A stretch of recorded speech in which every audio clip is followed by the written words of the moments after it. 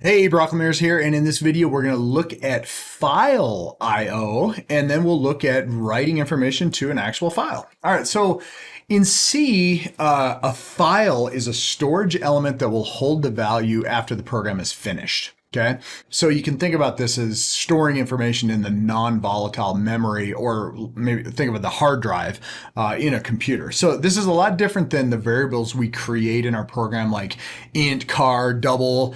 Those are allocated in the computer's volatile memory, or what we commonly call the RAM. And as soon as the program ends, they disappear. Right? They're gone. And if you pull the power, they're gone. And so a file is just a location in memory that is non-volatile, and it's basically just files. Okay. Okay. So here's how they call it file handling. Okay. So number one, the functions that you need to mess with files are in the standard io.h header file. Okay. So this is good. There are three unique things that are very important. The first thing that we have is this thing called file all in uppercase. So this is going to be, it's like part of opening a file. It creates an uninitialized pointer to a file. So when you do this, you say file, and then you define a pointer. So in this situation, we use the asterisk to make a pointer variable. So fout is going to hold an address, but it's very important to use file as the data. I don't even know if you'd call it a data type. It's pointing to a location in the memory map that is where files are held, or on the hard drive. Okay, so you have to do that. Then it's very important to note that fout is a pointer. It's ready, like it's allocated. It's on the stack. It doesn't have any information in it, but it wants an address. Then what you do is you issue a command called fopen, and then that initializes the pointer. And so when you call fopen, what you do is you have to give it a file name, and then you have to give it the mode that you want to alter the file with. Okay. And the modes that you're going to have are things like write is W, R is read, A is append, write plus is create a file for both reading and writing, R plus is both reading and writing, and A means opens a file for reading and appending. Now, when you write, you can create an empty file. Okay. And if you just do a W, it's going to create you a new file. If there's one that's there, it's going to overwrite it. Okay. When you read, you have to give it a file name. The file must exist, okay? Otherwise it returns an error. And so you have to actually look for the file. And then append, this one looks for a file that's there, and if it isn't, it will create one if it doesn't exist, okay? Write plus, again, it'll actually create an empty file, overwrite if it's already there. Read plus opens a file. File must exist, so it'll error out.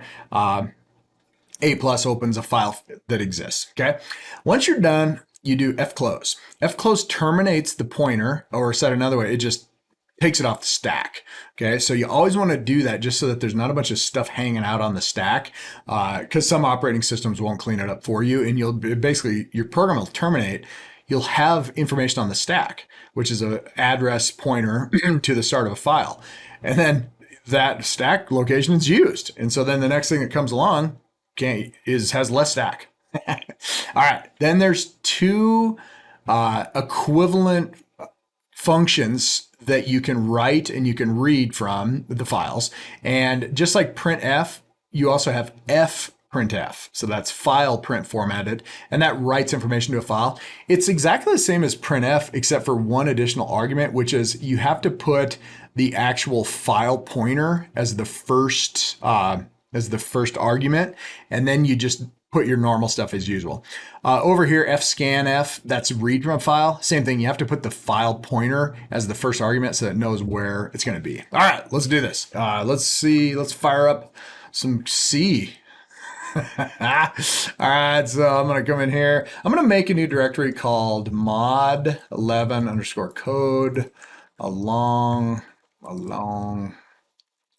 Let's see what I got there. ls, or let's change into that mod 11, and let's move this over so we don't have as much wrapping here. So I look in here, go ahead and vim a file out.c. Sorry for all the wraps there, driving me bonks. So no big deal. All right, so here we are. So let's do playing play with file. Okay. All right, and now we'll do pound include standard io.h, which has all the file functions we need. Then let's set up our int main void. We'll open this up, turn 0, and then we'll close curly. And now we're sitting here and we're ready. Okay, so let's begin with the file data type or initializing the file pointer. So I use uppercase file. Notice it turns green, it's recognized. And then I do pointer. I'm initializing or creating a pointer variable called fout. Okay. Then what I do is I'm going to say f out and I'm going to say equals f open. F open is going to go out, open the file, and grab the starting address of it and put it into the pointer. Okay. All right. So here we go. First thing I'm going to do here is I'm going to say this is going to be the output file name. So I'm going to go output file.text. Okay. And let's do this for writing. And now I've done a whole lot of stuff here. Basically, I have created a new file on the hard drive. I have grabbed its starting address and returned it to the pointer that is looking for an address of the starting address of a file. Okay. All right. And then I can do this. Watch this. I just do fprintf, and I'm just going to do this. I'm going to say it's got an extra argument now. You do f out, and then we'll go hello file. And then all the special characters work, the escape characters, and that's it. So now I come in here and I go f close, f out, and that is it. Okay, so watch this. Now I'm gonna come over here and come right here. Let me change into mod 11. Look in here. The only thing in here is my fileout.c. So now I'm gonna go gcc fileout.c, direct the executable to a name called fileout.c. Boom. I just did it. Now I'm going to run. I'm going to check what's in here again. Nothing's in here. Oh, it actually did. It did create it. And now what I'm going to do is go /file out. Look at what's in here. Now I'm going to do this. I'm going to vim. No, it didn't create. I'm going to go vim. Look at what happened though. When I ran it, it created output file.text. Okay. When I compiled it, created the executable. When I ran this, it created output_file.text. So let me go vim output_file.text and see what's in there. Hello file. Okay, so I did it. That was pretty easy. It is. It's actually really easy. There's not much to it. Okay. All right. Now it works the same with variables. So let's say that I came in here and I wanted to do this. Let's fill up an array and print it to it. Okay. So let's do pound define, and then we'll go t min. And you're probably thinking, are you going to do a time series? Yes, sir. Pound define endpoints. Let's just fill up an array and then let's just print it. Okay. It's not going to hurt anything, is it? It's going to hurt anything. So I do this. So I'm going to create it. So I'm down here now. Let me do this. I'm going to go file. Let's go t out. And then let's go t out equals f open. And this is going to now create a file, grab the address of the starting location of it on the hard drive, and then put it into t out.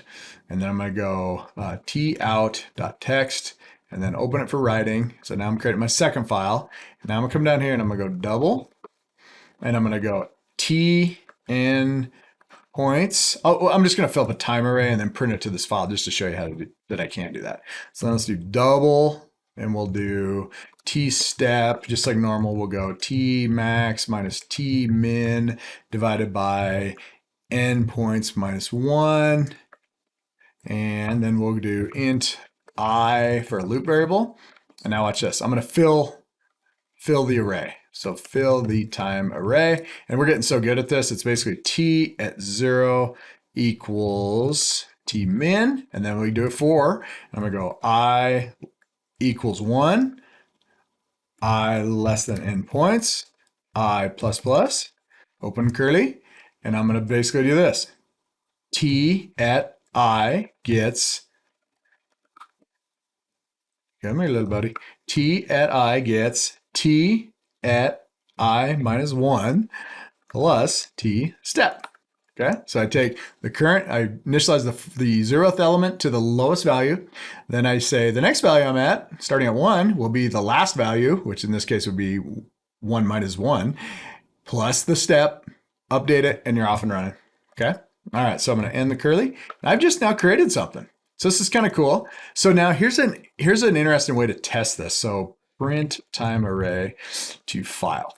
Okay, so I'm going to do this. I'm going to go 4, and I'm going to print this. I equals 0, and then I'm going to go I less than endpoints, and then I plus plus, and then open curly. And I'm going to print it to the screen to make sure it works first. So I'm going to go printf, and then I'm going to go, let's go 0.3 long float return, and then ti. So I'm not going to print to the file yet. And then when I'm down here, I still got to do f close of my pointer to the file, which was t out. All right, so now let's do that. And this should just print it to the screen. So I go ls, clear. I'm going to GCC a little bit here. I'm going to do the run. And it printed just garbage. So much forgetting. I did print %.3lf, and then it'll work nice and nice. Okay, so here we go. GCC it, run it. Okay, so I got 0 to 6.28. Now that I can print it, watch this. All I do is go fprintf, and I direct it to the file pointer, which is t out. Watch this. I'm going to come in here. I'm going to run this or compile it. I run it, ls, and look at what I got. I got tout.text. So if I vim tout.text, there's my array, or there's my array down there. So I just did it. Holy smokes. Pretty cool, right? All right. Here's something I want to do. Bear with me, this will only take a minute. I want to show you how to create a comma delimited file that I can then open up in Excel and show it. So we already have a time array. Let's just go ahead and make a cosine array, and I'm going to make a comma separated value. So I'm going to come up here and I'm going to grab the math library. And this is cool. Just bear with me. This will help you with your lab too. So I'm going to go math.h, and we're going to do cosine. We're going to make a cosine time series. So I come down here, and this was my file, right? Everything was good. And I'm going to do this. I'm going to go fill cos array. And what I'm going to do is I'm going to make double, and I'm going to call it C, and I'm going to do endpoints. And then what I'm going to do is I'm going to go for I equals 0. I less than endpoints, and then I plus plus, and then open, and I'm going to fill in the array. So I'm going to go C, and I'm going to go I gets cosine, that's just COS, of the time element at TI, at index I, and that is it. Okay? So now I'm going to close the curly, and I'm going to do this. First of all, this little fella right here, I want to fill the array, time array, fill this array, and then I want to print this. So I put this in the wrong spot. I'm going to go escape visual mode by hitting V. I'm going to yank it, come down here, put it, and then I'm going to come up here and I'm going to nuke this. Okay, so now I should be able to come into here, and I should be able to do this. I'm going to go comma, and I'm going to put %.3lf. And now the only thing missing here is this. I need to put in my C array. So I'm going to go C I. Now let's take a look. Now, again, this is going to a file, so I'm not going to see it right away. Let's just see what happens here. Let's just see if this comes out right. So I'm going to get out of this file. I'm going to go ls, clear everything up here. Let's GCC this, buddy. Remember, now we're using the math.h, so I have to do the -lm. So I come over here and I do -lm, do it. It worked. All right, let's run it, see what happens. Okay, ls. Here's t out, so I'm going to go vim t out, And lo and behold, I got something that kind of looks like a common delimited file. All right, you ready for this? Microsoft Excel will automatically open CSV files. Okay. CSV stands for comma separated value. So here's what I'm going to do. I'm going to dump like 100 points. Okay. I'm going to make this a huge array. And when I open this T file right here, instead of being t.out.text, I'm going to call it tout.csv. And then I'm going to open this with Excel. Okay, so I'm gonna bring this back over here. So let's go quit. And now I'm sitting right here and I'm gonna GCC it and I'm gonna run it. So I run it. And now I'm gonna look in here and I got this tout.csv. So let me look at tout.csv. And oh boy, it's got a lot of points in here. I wonder what this would look like if I could graph it. So at this point, I'm going to do a secure copy. But one more thing I'm going to do before I do that, just real quick now. This whole .3 thing, you know what? Just give me the full boat. The full boat. I want all the decimal places you can give me. And so go ahead and GCC it, and then go ahead and run it, and then let's secure copy it back to Windows. Okay, so I'm going to bring over Windows Explorer here, File Explorer, and I'm in CS109, a folder I've made. And then I'm going to bring over another PowerShell, and I happen to be in that directory, and I'm going to secure copy the file over. Okay, so let me get this file up here. So I'm sitting here, and let me clear this ls present working directory. So this is where I'm at. I want this tout.csv, and it's in the mod 11 code along. So here's what I'm going to do. The secure copy command is scp. We've done this a million times, but I'm going to go my net ID at csci109.cs.montana.edu : That gets me to the home directory. So now I go mod 11 _ code, you can't misspell it, along, and then tout.csv, put it right here. So now it's going to ask me for my password. And if it worked, it'll transfer information, and it did. So look at this. So that little file came over. Notice it's already a Microsoft Excel file. So if I just double click that, it opens the thing in Excel.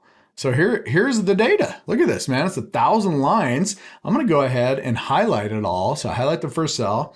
It's not 1,000, it's 100. And I'm like, man, look at that data. I wish I could visualize it. Insert recommended chart. It recognizes it's an XY series, and you got a cosine, full wave of a cosine. So this is really cool when you look at files, because you're writing to files, but it's like the best thing about files is that you can open them in other programs. I mean, it's great to log data, but it's like, this is really cool. So this is what we're doing, these time series, and it's like, how cool is it to be able to actually get this quickly into a form that another tool can open and plot it. Okay, that is awesome, and that is it. That is file output, and see ya.